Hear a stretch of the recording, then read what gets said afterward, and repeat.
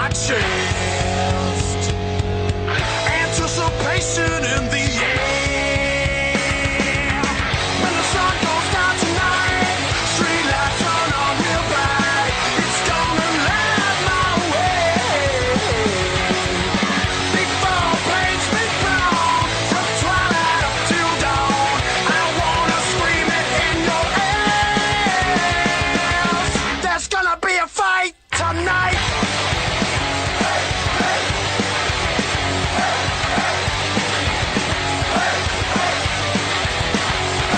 The time has been decided and word is gone around.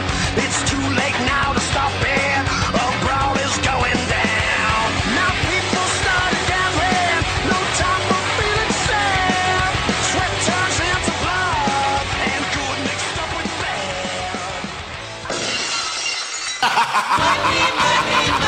Here comes the money. Here we go. Money talk. Here comes the money. Money, money, money. Dollar, dollar. And now, another edition of Wrestling with Attitude from Charlotte, North Carolina, the best wrestling podcast out there today.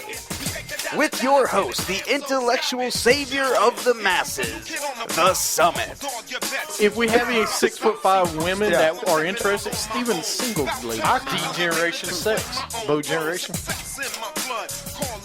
And the mouth of the Carolinas, Little Steven. Don't be talking to the 18-day champion like that. Bo, conversationalist person. Bo Hey. Horrible. The former 6-month champ, the melting pot, JP. Just go back and do that, RVD. Go back to Philadelphia. I'm sure there's a bingo hall. You could sweep the floors, give the old ladies another marker. Little Steve. And the face of the company, Mike. J-Bo-L. Michael. You can listen to us on Stitcher, iTunes, and Spreaker. Don't forget to like us on Facebook and tweet us at WWA Show. Wrestling with Attitude. I wish you would step back from that ledge. Wow, step back from that ledge. Oh, man. I That never gets old. still love that Psycho Sid and Shane McMahon thing. Just come in, do It's like a awesome, hip hop. dude. It's like a hip hop thriller. It's awesome. I like it. Hey, Julio did a great job, man. Oh, it's Julio now. Yes, Julio. Man, we've got through too many people. We're going through the J's. Nah. No, it was great. Dude, that was fun. That was fun put together. I'm glad I had time to do it. Yeah. Yeah. Unlike other people. Well, Yeah. Anyway, welcome to Wrestling with Attitude today. The show this week, we have a good show. We got the Rumble this weekend. Joining me in the studio, of course, as always, is that guy that is annoying as mouth of the South, but he's the mouth of the Carolinas, Little Steven. Well, everybody needs a little bit of the mouth of the Carolinas. Oh. I mean, come on. There was some So, really good stuff from here. There's so many bad things I could say right now. You could, but you're not, and that makes you a good friend. Well, hey, don't spread that. Come on now. Well, I have to. Yeah, I know. You don't have many. I understand. It's true. But anyway, we have a lot to talk about, a lot to go over today, a lot to go over. First segment, we're going to do Sound Off, of course. Our top 10 is most infamous Intercontinental Champions, and then we'll do Raw review, and then we'll do some wrestling rumors. We'll probably talk about SmackDown a little bit. Now it's Thursday, which I'm sure Steven's not watched yet. And with the 50% of Americans that haven't watched it.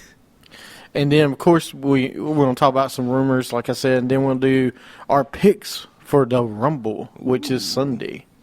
Sunday. Cannot wait. You already for got that. your pick?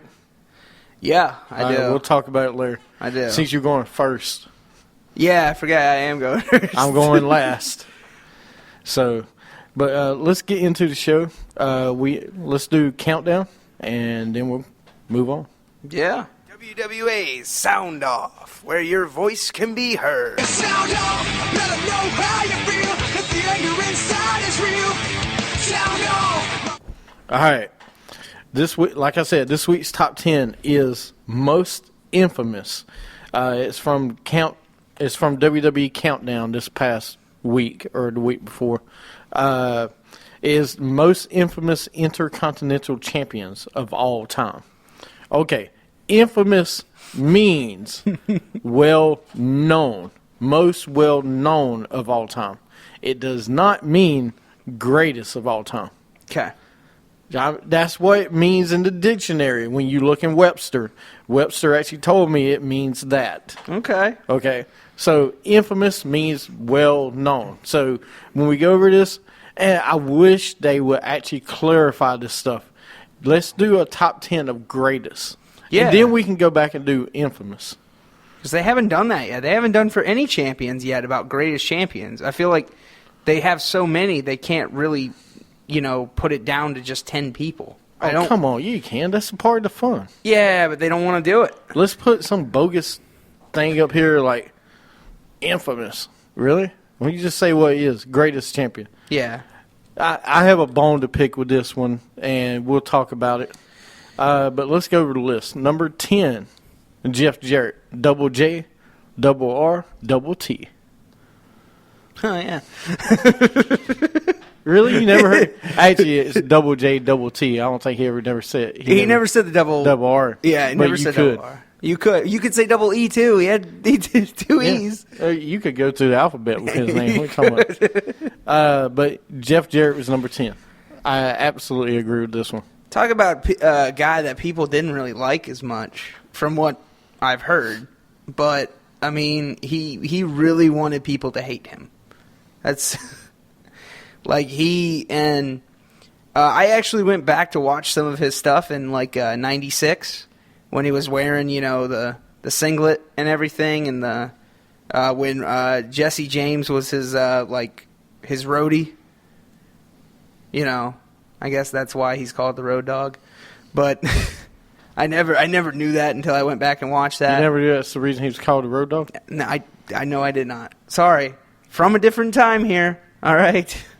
No, but talk about a guy that really changed his persona. From 96, he went all the way in 98. He went to the, don't piss me off shirt and, all that. Just he went to a completely different character. Well, he went the country singer to that.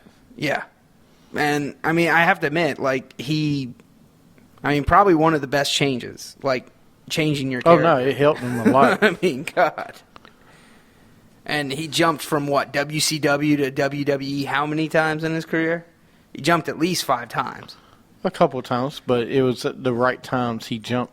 Yeah, and he did it all through the Monday Night War, I think. He did it, you'd see him at least every year he was in a different company. It seemed like it. Yeah. But the best thing about him, he did evolve. Every time. Well, let me say that again. If you look, he didn't really evolve after he became "Don't Piss Me Off." He went and had different sayings, and he went to TNA, and he was the Power. He was the King of the Mountain. That's what I always remember him for, is the King of the Mountain during the WCW time. But when he went to TNA, he really pushed it, and I think because how good he was when he stepped away and was running the company himself, he established himself as one of the best to ever step in the ring. Yeah. And a lot of people will remember him for him and China fighting for the Intercontinental Championship. She's the first woman to win a title, an Intercontinental title anyway. Yeah. So she was one of the best to ever... Or he was one of the best to ever step in the ring, I think. But he was so good with his character, people hated him. Yeah. So, but they loved him. They hated him so much they loved him. Yeah. And then he had Southern Justice. He had many different groups. Southern Justice was a tag team he had, where it's 2 guys that protected him. Oh. He was a stable. He had a little stable in WWE. Go back and watch WWE. Go back and watch the network, which you can get for $9.99.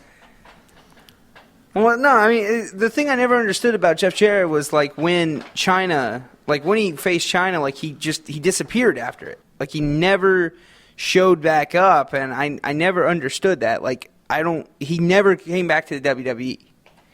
And, I mean, like, I think that's when he went back to WCW, right? Right, because that was when Bischoff bought everybody to bring them, and using them. That's how he was. And Jarrett went where the money was, and they were going to use him. They put him in NWO, made him one of the big guys in NWO that was reformed. Yeah. So, but no, he deserves to be up here. Number 9 was Ken Shamrock. I mean, Go ahead. what's there to say about him? I mean, he's the lethal weapon. I mean, well, not really. He is in my mind. He is. If you ever watched any of Ken Shamrock's matches in UFC, the man was amazing. He was untouchable in the UFC. He was. I actually watched UFC religiously for a long time. So, and I mean, when he came to the WWE, it was like he was the perfect one out of like celebrity, celebrity, basically people that are in sports, was one of the best ones to come into that, to come into WWE. I mean, he was one of the ones that made it in UFC. Like, he made it possible for a wrestler to go into the UFC. I mean, I believe that. And when he was Intercontinental Champion, he made it mean something again. Like his feud with The Rock was really good. That whole feud was, I mean... That was good. Owen Hart was good. Yeah. Oh, yeah, I forgot about that feud. I mean, where he came from to what he did, he was good. Was he one of the greatest Intercontinental Champions of all time? Probably not. And this is the problem I have with this list. This list does not say greatest of all time. It says most infamous, which means well known. Now, if you watch the video, it says on the video, there's people saying these people are the greatest of all time. Don't say greatest, because it's not greatest. It's infamous. That confused me. So stop saying greatest of all time, because no offense to Ken Shamrock, I think he's one of the great ones. I don't know if he'd be in my top 10. Yeah. But, yeah, I mean, he had some great rivalries. Don't get me wrong. Number 8, Greg the Hammer Valentine. You go ahead on that one. Yeah, because you don't know anything No, I about do. Greg I Hammer, do. I actually went back and watched some of his matches. I mean, the guy was amazing. He had the best. One of the. He did. He had a hammer. One of the greatest in-ring technicians. Okay, mat wrestlers. Not high flying, because they didn't do high flying. He was strictly mat wrestler. He had one of the best rivalries with Bruce the Beefcake. Yeah. One of the greatest tag teams with Bruce the Beefcake. He was tagging with him for a little bit too. But they had a good rivalry. Greg the Hammer Valentine had good rivalries against other people. He was just you knew what you were getting from Greg the Hammer. Yeah. And he was good at it. He was really good.